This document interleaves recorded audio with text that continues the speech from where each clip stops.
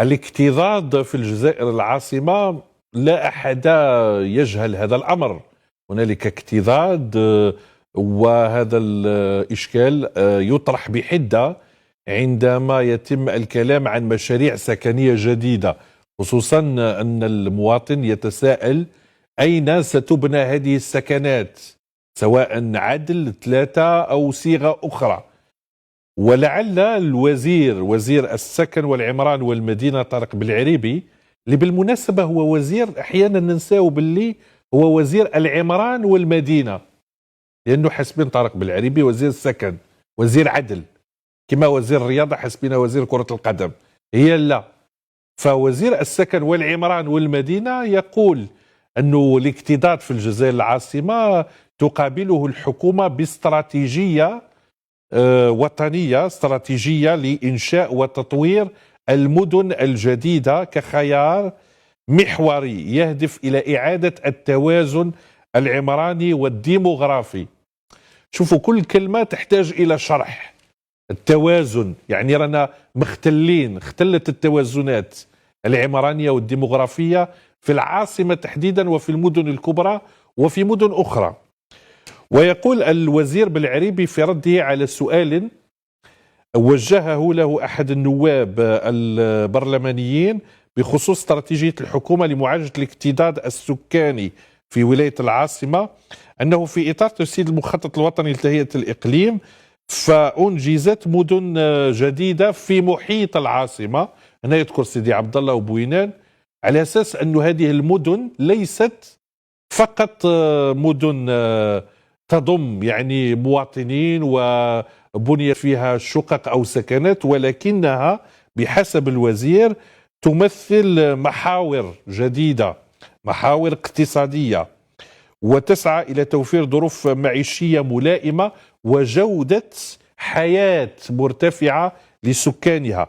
ويستدل الوزير بشبكات النقل، بالخدمات المتوفرة، ما يقلل الازدحام، هنالك أنشطة اقتصادية وغيرها، وأقطاب مخصصة للاستثمار والتنمية الاقتصادية. طيب، هذه الإشكاليات على الاكتظاظ كما قلت أنها تأتي في خضم تساؤلات كثيرة للمواطنين للمكتتبين تحديدا في سكنات عدل. أين سأسكن؟ أين سأستفيد من سكن عدل؟ رغم أن هذا السؤال يبدو بعيدا جدا لمكتتبين آخرين، مازال عندهم إشكالية استخراج الأوامر تاع الدفع حتى الآن. بالأمس كان هنالك يعني ما يشبه الاعتصام، مجموعة مواطنين مكتتبين ذهبوا إلى مقر وكالة عدل وطلبوا لقاء مسؤولين حول المشاكل التقنية الموجودة على مستوى المنصة، استخراج أوامر الدفع، ملء الاستمارات لمعرفة ما إذا كانوا سيستفيدون من شقق 3 غرف أو 4 غرف وغيرها. وحسب ما قاله لي بعض المواطنين الذين تم استقبالهم، والحمد لله يعني تم استقبالهم من طرف بعض المسؤولين في وكالة عدل، قالوا لهم ما تتقلقوش، يعني ليس هنالك إقصاء لأي واحد تمت الموافقة عليه منذ البداية، لأنه المواطن يشعر بالخوف مكتتب. قال كيفاش أنا الناس يعني وكالة عدل تتحدث عن أفراد تم قبولهم وأنا ما زلت حتى الآن الأوامر بالدفع ما خرجت ليش، الأمر بالدفع. وهنالك أيضا اكتظاظ حسب الأصداء على مستوى كناب بنك للحصول، بنك التنمية والتوفير والاحتياط، التوفير والاحتياط عذرا، للحصول على القرض الشامل الذي يقترحه البنك العمومي لفائدة المكتتبين بغية دفع الأشطر. أسئلة كثيرة وكثيرة تصلنا في البرنامج، ومرة أخرى يجب على المسؤول أن يعطي المعلومة للمواطن حتى لا يشعر بالقلق، والمعلومة سوف يعني سواء رضي عنها المواطن أو لم يرضى هو يقدم احتجاجاته، ولكن يكون عنده المعلومة في الأصل، هذا هو الأساس. طيب، لمناقشة هذا الموضوع معي الأستاذ فادي تميم المنسق الوطني في المنظمة الجزائرية لحماية المستهلك وإرشاده وحمايته. أستاذ فادي تميم، مساء الخير، مرحبا بك.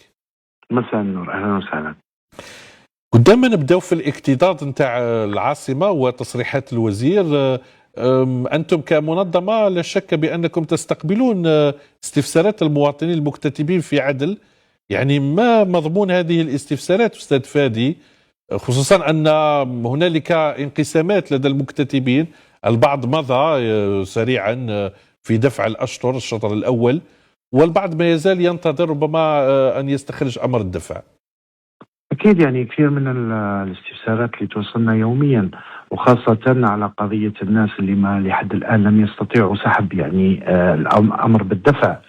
وما زال مشكل الضبابية في ما معناه يعني بين الأشخاص اللي يقول لك يدي شقة غرفتين وصالون ولا 3 غرف والأف 3 والأف 4.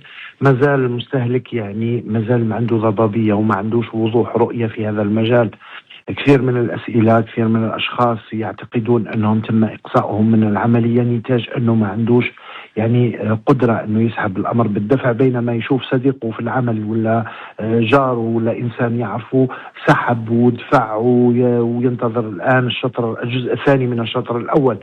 فهذا الأمر يعني أصبح يقلق الكثير من الشباب اللي في انتظار حلم يحققوه، هو السكن عن طريق هذه الصيغة اللي فرحوا بها، واعتقدوا أنه هذه الصيغة هي اللي راح تكون حل لمشكل السكن بالنسبة لهم.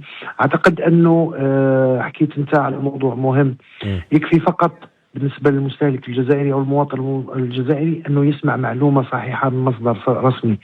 التواصل المؤسساتي موش شيء يعني زائد أو شيء يعني رفاهية. التواصل المؤسساتي هو ما يعطي المستهلك مجموعة من المعلومات صحيحة مستقاة من مصدرها الرسمي، لأنه إذا نخليه المجال للشائعات والقيل والقال، أكيد الآن احنا في حمى الفضاءات الرقمية. كثير من الأشخاص يبحثون عن الترند، يبحثون عن يعني زيادة المشاركات عدد المشاركات يعني الإعجابات والالتحاق بصفحاتهم، فيوفروا معلومات ممكن هذه المعلومات تكون مغرضة، ممكن تكون خاطئة 100%. فنحن ننتظر لحد الساعة على الأقل يعني بيان رسمي، بيان تطميني، لأنه نعتقد ومتأكدين أنه عدل بالنسبة للأشخاص اللي لحد الآن لم يتم يعني سهولة ولوجهم الموقع من أجل أخذ الأمر بالدفع، هو خلل تقني أو ضغط كبير على الموقع. فما هوش عيب هذا الأمر يعني يحدث ما دامنا في التقنية وما إلى ذلك، لكن يكفي أنه يكون هناك بيان رسمي أو شخص مسؤول في وكالة عدل يعني يدير تصريح رسمي وفيه نقاط معينة، فيه تطمينات لهؤلاء الأشخاص. على الأقل أنه التطمين يكون أنه لن يحتسب مدة الشهرين إلا من يعني استلام هذا الأمر بالدفع.